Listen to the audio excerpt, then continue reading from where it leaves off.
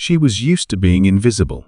Every morning, she walked into the office with her head down, clutching a coffee she didn't have time to drink. She knew no one would notice if she didn't show up, except maybe when someone needed an extra pair of hands to do the work no one else wanted.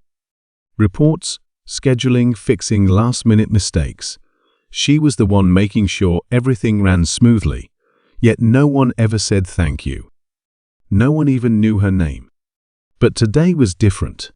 The moment she stepped out of the elevator, the whispers started. Conversations stopped mid-sentence. Eyes followed her as she walked past the same desks she had passed 100 times before.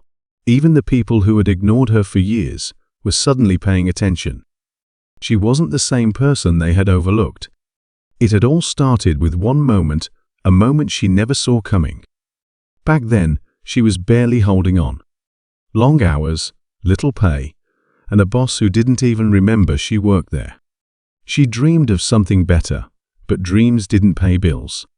And in this office, it didn't matter how hard she worked.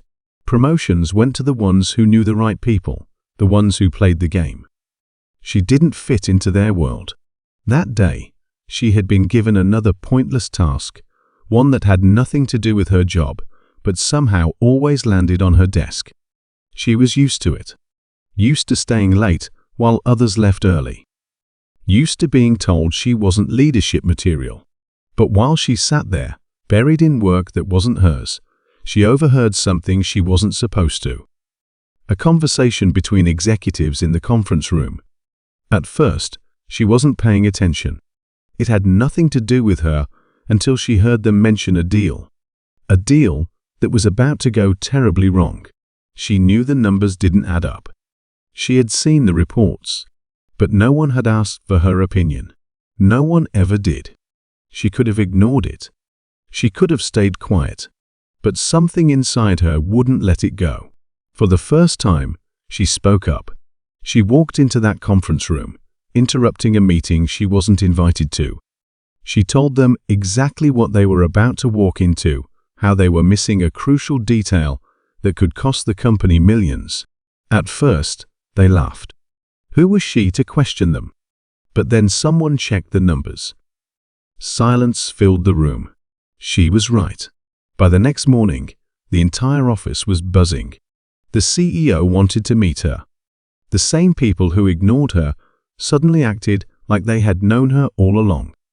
And the ones who had stepped on her to get ahead, they were scrambling to figure out how she had gone from invisible to essential overnight. But it didn't stop there. That moment opened a door she had never expected. Offers started coming in, real offers. Companies wanted her insight.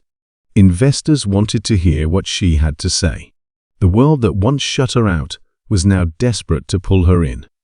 And just like that, she wasn't a nobody anymore.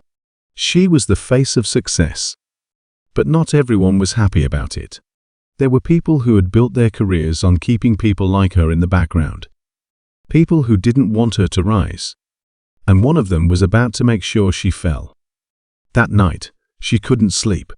The city lights flickered outside her window, casting long shadows across the walls of her tiny apartment. Just yesterday, no one would have cared if she quit. Now, people who had never even looked her way were treating her like she was someone important. It should have felt good. It should have felt like everything was finally falling into place. So why did it feel like she was being watched? She shook the thought away. It was just nerves. After years of struggling to be seen, it was strange to have all eyes on her. She wasn't used to it. The next morning, her inbox was flooded. Interview requests, meeting invitations, even messages from people she barely remembered, former co-workers who had ignored her, suddenly acting like they had always been friends. It was overwhelming, but nothing compared to what happened when she walked into the office. People she had passed 100 times before were smiling at her now, nodding as if they had always known she would make it. The ones who used to pile their work onto her desk were suddenly asking if she needed help. And then there was her boss, the same man who had once told her she wasn't cut out for leadership, now calling her into his office, offering her a position she had been denied for years. She should have felt victorious. But instead, something felt off.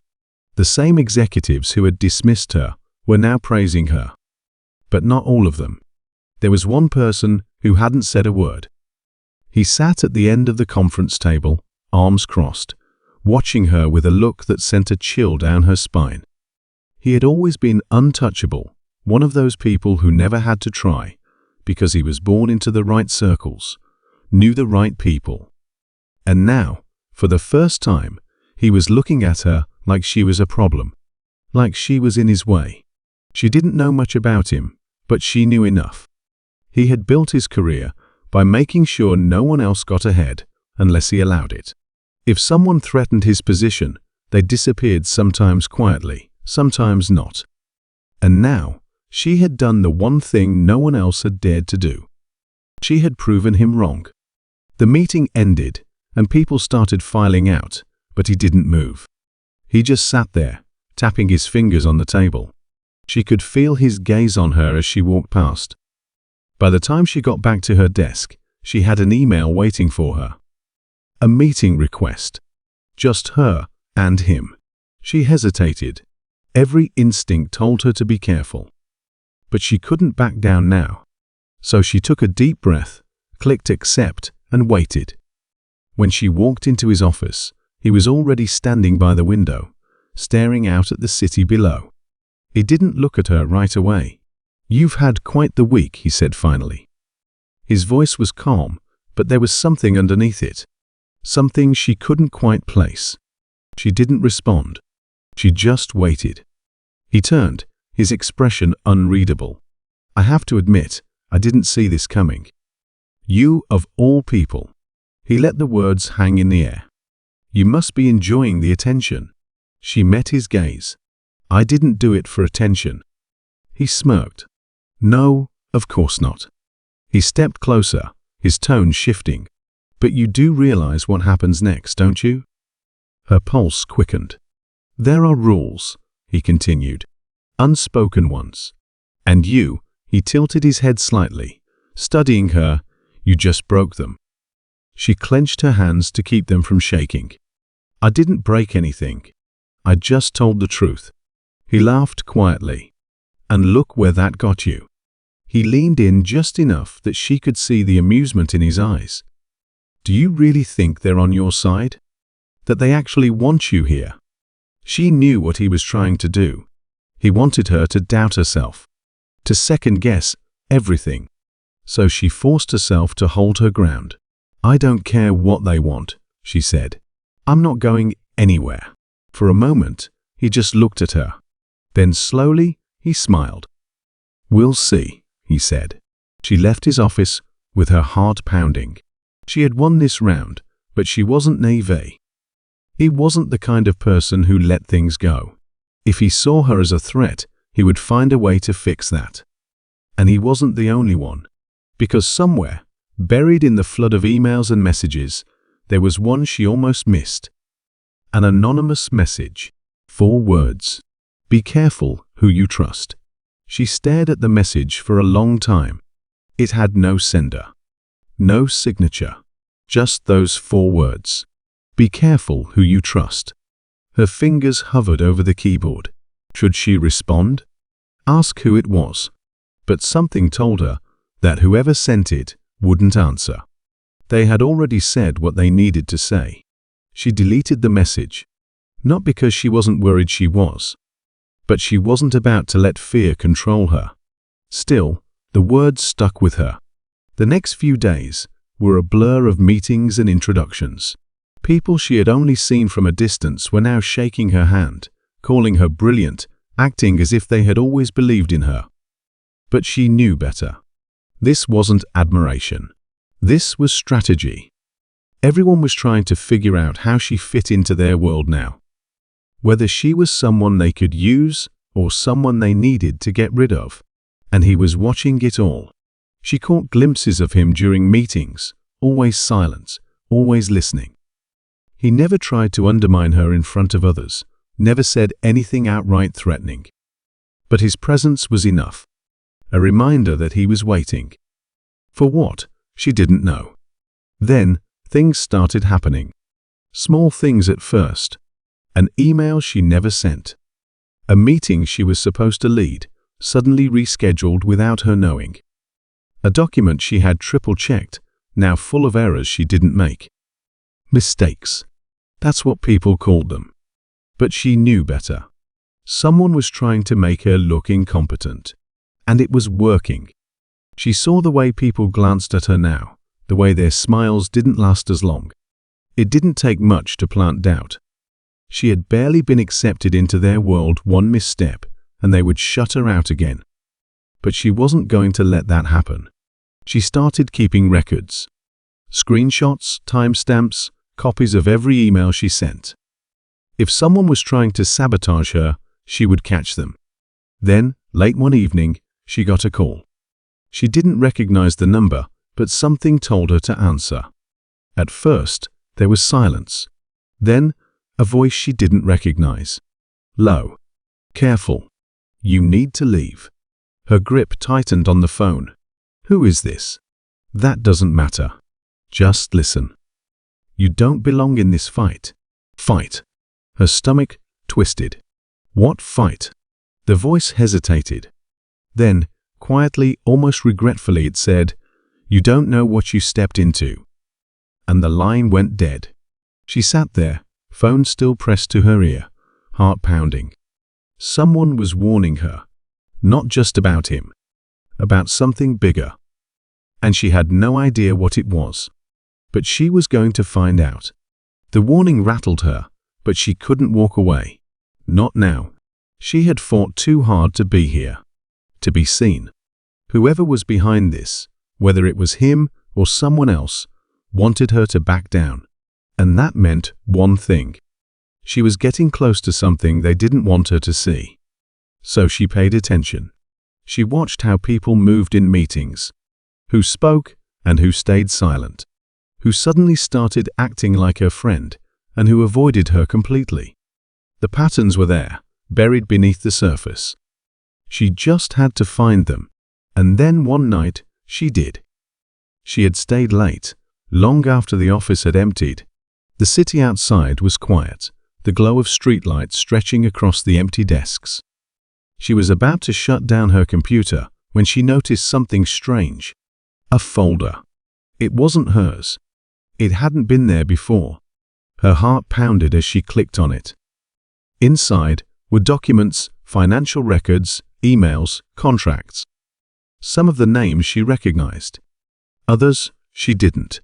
But one thing was clear. Something was being covered up. And then she saw it. A signature at the bottom of one of the documents. His signature. She had suspected him from the start, but this was proof. She didn't know exactly what she was looking at yet, but she knew it was big. Too big to ignore. A sound behind her made her jump. She spun around, but the office was empty. Still, the feeling didn't go away. She wasn't alone. Slowly, she reached for her bag, slipping a flash drive into the computer. Her hands were shaking as she copied the files. She needed to get out of there. Now, the progress bar felt like it was moving too slowly. Every second stretched longer. And then, the screen flickered. A message popped up. Access denied. Her stomach dropped. Someone was watching. Before she could react, the lights in the office flickered. A low hum filled the air. And then, the screen went black. She yanked the flash drive out and grabbed her things. Her breath was coming fast now, but she forced herself to move calmly. If someone was here, if someone was waiting for her to panic, she wouldn't give them the satisfaction. She walked toward the exit, her pulse thundering in her ears. But just as she reached the door, her phone buzzed in her pocket. A new message. No sender. Just 2 words. Too late. Her fingers tightened around the phone. Too late. The words burned into her mind, sending a cold wave of dread through her. Someone had been watching. Someone knew exactly what she had found. She forced herself to move, to step out of the office and into the empty hallway. Every sound felt amplified, the distant hum of the vending machine, the faint buzz of the emergency lights flickering above her. Her heart pounded against her ribs, but she kept walking, gripping the flash drive in her pocket like it was the only thing tethering her to reality. As she stepped outside, the night air felt sharper, colder than before. She glanced over her shoulder, half expecting to see someone watching from the office window. But the building stood dark and empty, the way it always had. She wasn't safe here. She needed to think. She needed to figure out what was on that flash drive, what it meant. But more than anything, she needed to get away from this place before whoever sent that message decided to do more than just watch. She hurried down the street, keeping her head down, moving fast without running. The city was quiet this late, the usual crowds replaced by a few scattered figures. A man smoking near a bus stop, a couple arguing on the corner, a car idling too long at the curb. That car. Her pulse quickened. It was the same one she had seen earlier when she arrived. Black, tinted windows. Sitting there like it had no destination. The driver hadn't moved. She turned the corner, picking up her pace, weaving through the back streets until she reached her apartment building. The lights in the hallway flickered as she stepped inside. Everything felt wrong. She locked the door behind her and pulled out her laptop, hands still trembling. The flash drive slid into place, the screen glowing as the files loaded. And then she saw it. A second set of documents. She hadn't noticed them before, buried beneath the financial records. But these weren't just about money. They were about people. Her breath caught in her throat. Names. Dates. Meetings that had never been publicly recorded. Deals that had never been announced. Some of the names she recognized: executives, politicians, people who shouldn't have been in the same room together. And at the bottom of the list, her own name. The room seemed to close in around her. She stared at the screen, barely breathing. This wasn't just about corruption. This wasn't just about him. She was in the middle of something much bigger. And they had been watching her long before she ever knew. She sat frozen, staring at her name on the screen. The air in the apartment felt heavier, like the walls were closing in on her. This wasn't just a warning. It was a message that said they had been tracking her for longer than she realized. Her phone vibrated again. Another message. Open the door. Her breath caught in her throat. She didn't move. A knock followed. Slow. Deliberate. She reached for her laptop, yanking out the flash drive before shoving it into her pocket. Her mind raced. Whoever was on the other side wasn't going to wait forever. She needed a plan. But before she could move, the door creaked open. Her stomach dropped. She had locked it. A shadow moved inside the doorway, blocking the dim hallway light. And then he stepped in, calm, unhurried, like he had all the time in the world. She forced herself to meet his gaze, even as her hands clenched into fists. "You didn't run," he said, shutting the door behind him. "I don't run," she shot back, though her pulse was thundering. A smirk tugged at his lips, but his eyes were sharp, calculating. "You should have." He stepped closer, and for the first time, she saw something different in his expression. Not anger, not frustration, something closer to curiosity. "You've been busy," he said, nodding toward her laptop. She didn't answer. "Tell me," he continued, voice even. "What do you think you've found?" She didn't hesitate. "Proof." He laughed soft, almost amused.